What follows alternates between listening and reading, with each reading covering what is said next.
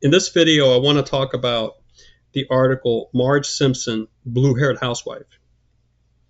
And what I want you to especially see in this essay is Jasmine Newhouse's ability to provide something, a line or two to sort of catch your interest, right? A very readable opening. And then she presents her topic and her subtopic. She just doesn't say, "Hey, I'm studying." When I say subtopic, I mean the narrowing of the focus of the topic, right? Because she doesn't just come on and say, "I'm studying domesticity." That's huge. Domesticity is how households, the dynamic of a household. Nor does she say, "Well, I'm studying television. I'm studying pop culture." It's just too broad. Instead, she's looking at one specific show, The Simpsons, and she's looking at how Marge portrays motherhood. Is it traditional? Is it atraditional? Is it typical? Is it atypical? Is it conventional? Is it anti-conventional? Right? That's what it is. That's it. She's studying Marge Simpson in terms of, is Marge Simpson the center of a home? Is this our traditional mother or a non-traditional mother? In terms of sitcoms, she's not even looking at motherhood in like reality. She's looking at motherhood how it's presented in sitcoms. Now this is a technique called representation. If the topic is too large for you to research as in its essence, maybe you can just focus on how we represent the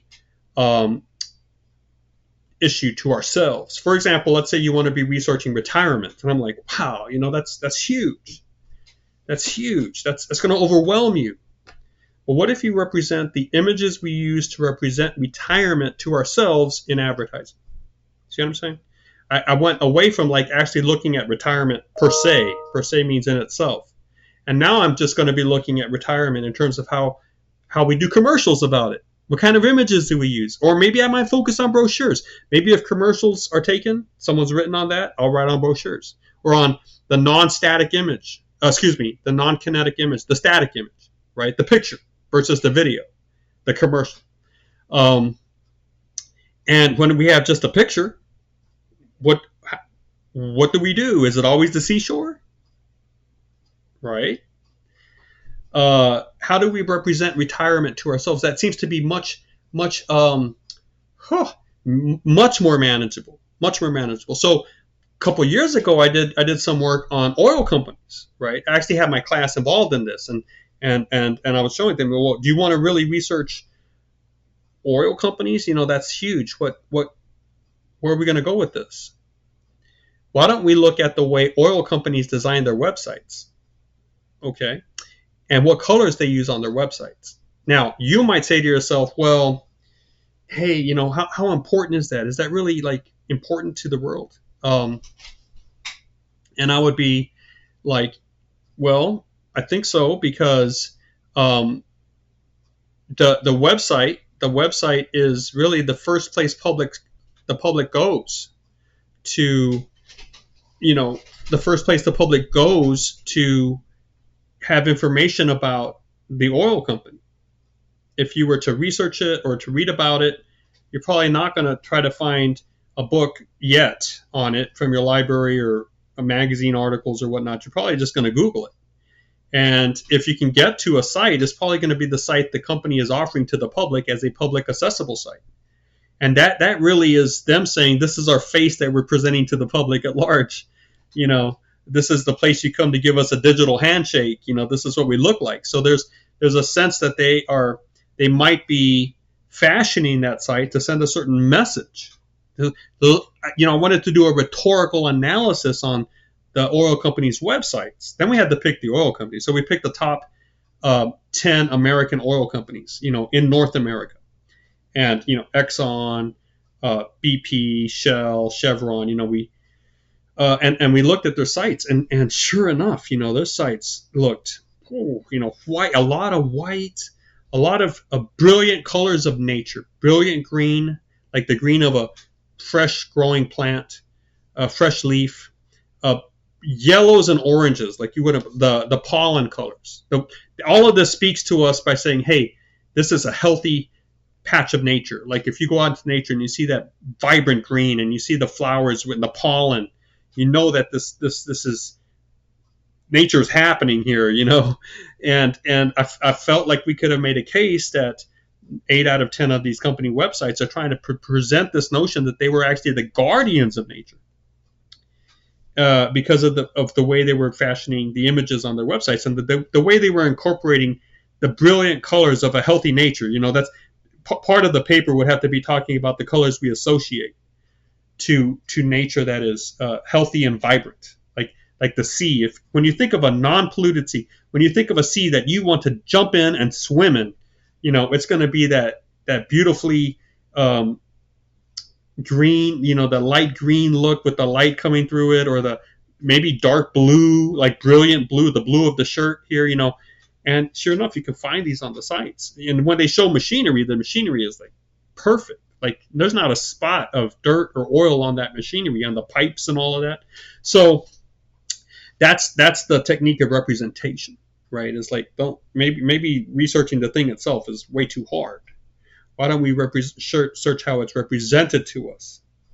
Okay, instead of researching mental health, which is just going to like give you 10 years worth of reading, why don't you research how mental health is portrayed in cartoons?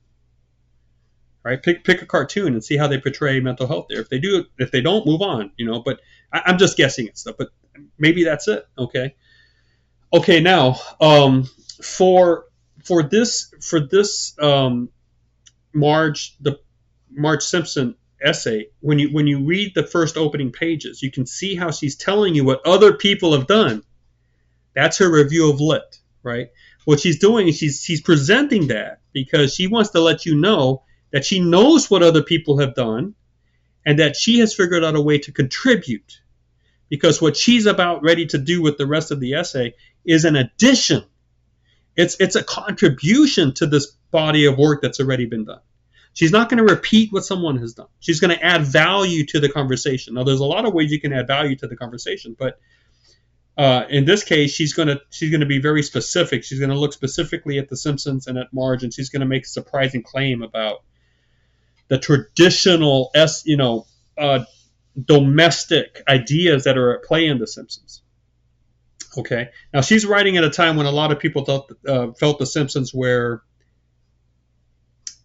anti-value, if you will. What's the word? They were challenging some of the traditional, conventional ideas of how men and women and families acted towards each other, what a family was, and especially the way that the father was represented. Homer is represented, yes, as someone who's usually earning a paycheck, but certainly not the leader of the house in terms of intelligence. Now, I have to be careful about that because there are some episodes in The Simpsons, maybe just more than some, where he really does end up displaying,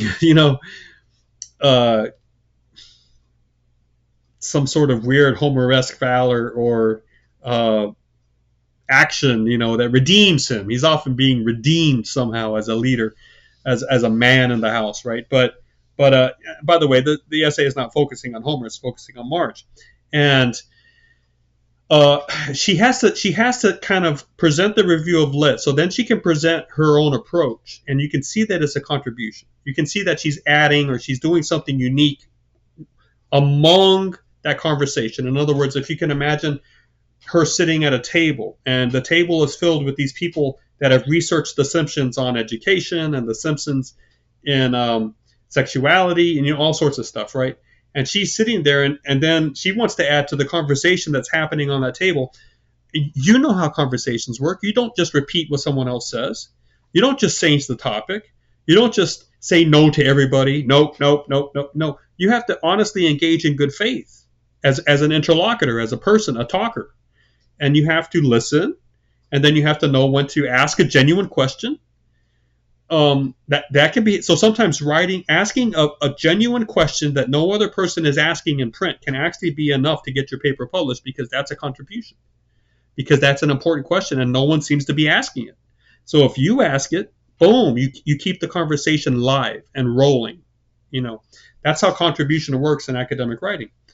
It could be a question, it could be a correction. Like someone might be saying something and you're like, wait a minute, I think that's crazy. Let me go check. You go check. You come back with different numbers and say, I think you're wrong. See, everyone at that table would recognize that you did a good thing. They don't want some set of numbers or some idea to be at present live in the conversation of the thing is actually wrong. So if you fix it, you add to the overall health of the conversation, right? So it's very important for you to know what the conversation is. That's why I asked you to do that review of literature for your work. And she, Newhouse does it, and she presents it in the first 2 pages. You have to see how she weaves it into the fabric of her writing, right? Then she tells you what she's going to do. This is her contribution statement, her observation and her contribution. Then she tells you how she's going to do it. She outlines the steps, and then she actually goes and does it. Okay, so that's really what I wanted you to see in Newhouse's work. Now, if you read all of it, I think it's very instructive as to how to set up the argument. In order to set this up, you have to really first show the history of the home in sitcoms. Now, I know The Simpsons is a cartoon, but because of its primetime slot and because of the way it appeals to adults, Newhouse is sort of treating it as just another member of the line of adult sitcoms that goes quite a bit back, and she takes you back into that history, right, to show what traditionally has been represented. And then the next step is for her to talk about how the then contemporary culture. I think the Bushes, the first Bush, George H.W. Bush was in office with Barbara Bush as the first lady. And they had issues with The Simpsons. They did not like the show. They talked about the show being a negative influence. The Bushes did. And Newhouse brings that up. She shows you how the show raised a lot of tensions. And among the ultra-conservative, which, were quite a few in that time.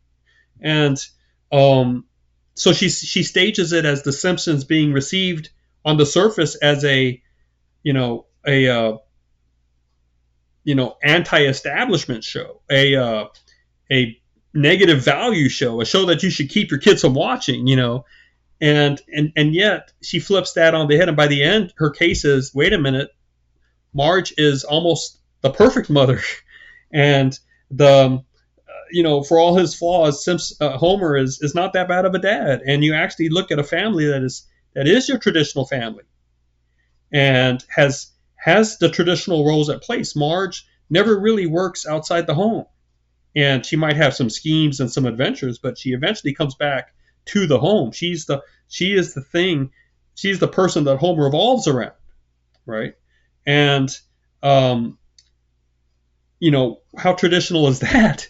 She's firmly in the way that the mother of the house has been represented. She's firmly in the tradition of the way that mother of the house has been represented for all those years of sitcoms in American TV history. So, she ends up establishing the fact that the Simpsons aren't anti-establishment. That's her thesis, right? This is another good model of the setup of academic writing, and you can see this in here. You can see it in the other essay, Tails, Heads I Win, Tails You Lose. What are some of the important things there? Some of the important things are you situate your thoughts into the conversation of larger voices. These voices you do not use to like explain your thoughts down the line. There is a sense where you're using some sources just to show your reader what other people are saying about the topic, what other people are writing about. You're trying to show the reader the conversation you discovered about your topic. And then as you come in, because the reader now sees the conversation, the reader can see how you are actually making a contribution to it, right? And that they're not going to see the contribution unless they know the larger conversation. They're not going to know the larger conversation because they probably haven't done the research you have on it. So your paper has to convey this information to them, right? Set it up. then you can be recognized as actually having an original thought or two to say in that essay, and you earn the right to continue existing, as an essay, if you will. That's what gets you published. So I want you to see that. Now, you have the review of you have the topic introduction, right? The topic is introduced, and then you have the summary of what other people are saying about the topic, the review of literature. And then you have the author coming in and saying, now here's what I'm going to do. Here's my observation or my thesis. And then after that, you have a quick schematic, okay, where in the actual fabric of the essay, the author says, now the way I'm going to do this is I'm going to divide the paper up into two. First, I'm going to do this, then this. And then in the second half, I'm going to do first this, then this, next, after this, finally, I don't know, language of lists. There's going to be the language of organization. And they kind of present an outline to you in prose format, like in a paragraph format. Now, why do they do that? Because these are researchers writing to other researchers. These are thinkers, academicians writing to other academicians. We're all pressed for time. We need to know if this essay is going to help us in our own understanding of what we're looking at, what we're studying. I need to know what the thesis is. I need to know if it's a contribution and how it's a contribution. And I would love to get a quick overview of the whole essay. And I would love for that to happen in 2 or 3 pages. I'm saying me as a professional reader. When I go and I research material and I work through the articles, that's what I need to see. Now, sometimes editors and authors try to provide this in the abstract, which you get in at least one of these. I think Tails, Heads, I Win, you get an abstract, which is just a quick summary placed under the title, usually in italics or in a different type of font so you can distinguish it from the actual fleshed out version. But the abstracts are there so that if I find your essay through my keyword search in the databases, I can, and the title seems like it's important to me. That's why titles are so important, because that's when I get 16,000 hits on a topic, I am not going to look at all 16,000. I might look at 1,000. I literally might. The titles, just the titles. Just the titles is the first layer of triage. And if the title can tell me enough about your topic and your thesis, then I'm gonna bookmark that essay, and I'm going to put it into a separate category of maybe eventually 50. And of the 50, I'll read the abstracts. See what I'm saying? Because I don't have time to read all 16,000 essays, and neither do you. So there has to be this conveyance of information right off the bat to save people time. Keywords do it, abstracts do it, a really great title with a 2-tier title, main title, subtitle. And then in the actual essay, the review of lit, the contribution statement, the thesis, then the schematic, which just describes the organization of the rest of the paper. Okay. So at this point, some of you might be saying, "Oh my goodness, I can't write this paper." I would say, relax, write what you can, send it in to me. Okay. No one nails this first time through in terms of actually becoming a writer that can write things that gets read outside of a classroom, okay? It's like juggling. It's like walking a tightrope. It's like so many things that take a lot of skill. You have to have a safe space to fail because those balls are going to drop, okay? And maybe at this point you're realizing I picked the wrong topic. This is never going to work. I'm like, relax. You've done too much work. I'm not going to let you get a bad grade. Send in your work and let's move on. But just don't forget this, because next time you have to write a report or an essay, maybe you can incorporate some of this and get better at picking unique topics. And then once you got that topic, focusing on it, narrowing it, getting it down so it's manageable, instead of researching, the pollution of oil companies and environmentalism. Just research the way they represent. They use colors on their website. You see, that's manageable. Okay, and then learn how to see the review of lit and see how you fit in there as a contribution. Learn how to just to flesh out your ideas, explain what it is, and flesh it out. Now, it always helps if what you pick is also relevant. So there's a sense that you write material and you think of things so that at the end, you can say, this is how we can use it. Okay, this is how we can use it. So think back to, for example, Heads I Win, Tails you lose. I mean, what's the relevance of that sort of investigation? You know what the relevance is? The relevance is, think of how many industries out there that would really like you to believe that you can succeed more than fail when you take their services. I mean, right off the bat, the gambling industry, right? They want you to feel like you can win. When if you do the math and you look at how they're staging it up, I think the house always wins eventually in the long run, right? But they want you to feel like you can. So they're gonna ask you to overlook the logic that you know, and to embrace the psychological blind spot that says, "Hey, I can get better if I just roll faster, or if I can just pick my players better, or if I can just, I don't know." But this is the role of confidence in chance events. What does this have to do with auto insurance? I mean, how does this play out on the highways, right? So I feel like that is actually very important. The insights that that essay had about the coin flip, and what's the relevance here for Marge Simpson, blue-haired housewife? What's going on here? Well, this is actually I think this is showing us some things about the American audience. Okay, the first thing it shows us is that we don't need real life figures to get involved in a story. The Simpsons do not look like real people. Yellow skin, blue hair. Yeah, they have arms and they have but they do not look like the sitcoms that Newhouse presents as she builds up her idea. As she gives you the history of the TV sitcom, that the Simpsons do not look like that, right? Okay, so now the Simpsons took the chance and rolled with that, and now you have plenty of shows that are in animation that are prime time for adults. But right then and there, the Simpsons showed the world, right, that we love story more than photography, if you will. Now, when the two go together, it's beautiful, right?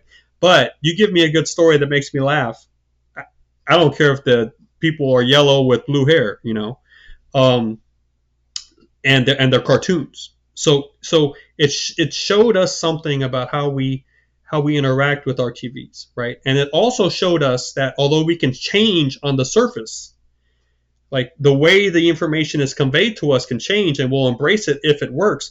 The core usually has to stay the same if you're going to have a hit. In other words, you can play around with anti-establishment notions, but you better be fundamentally something that people can relate to. And that house, the Simpsons household, is a good household filled with love. I mean, can't we say that? If you've seen The Simpsons, they have their craziness. You have their weird, bazonky ideas.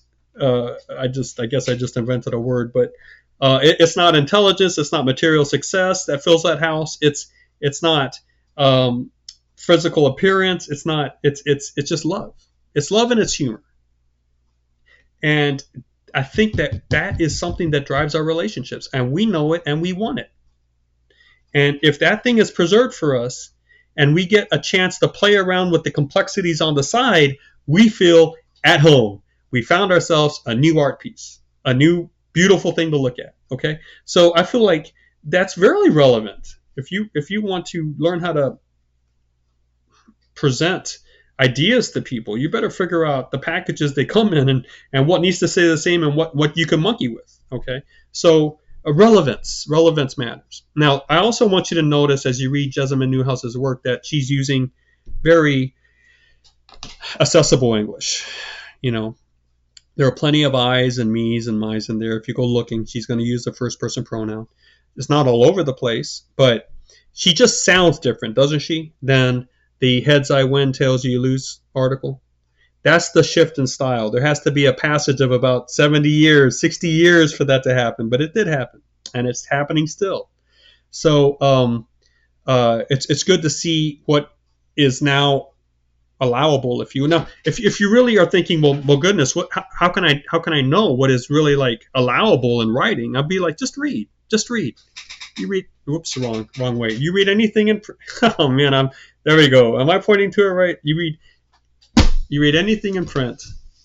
I don't know. I just stopped on that. But the lamp. See, you never know what you're going to get when you watch these videos. I really did just drop my lamp. I don't think it broke, but just read. you read and you watch and you listen, and you're gonna pick up the language that's accessible in our time, and right in that register, that's what that's called, that type of language, and you're gonna be a-okay for those that really know how writing works, how publishing works, how texts are created and consumed. Okay. Sometimes I think we're kind of in a artificial environment in higher ed, and that's a shame. It's a shame. But anyway, hey, thank you for watching.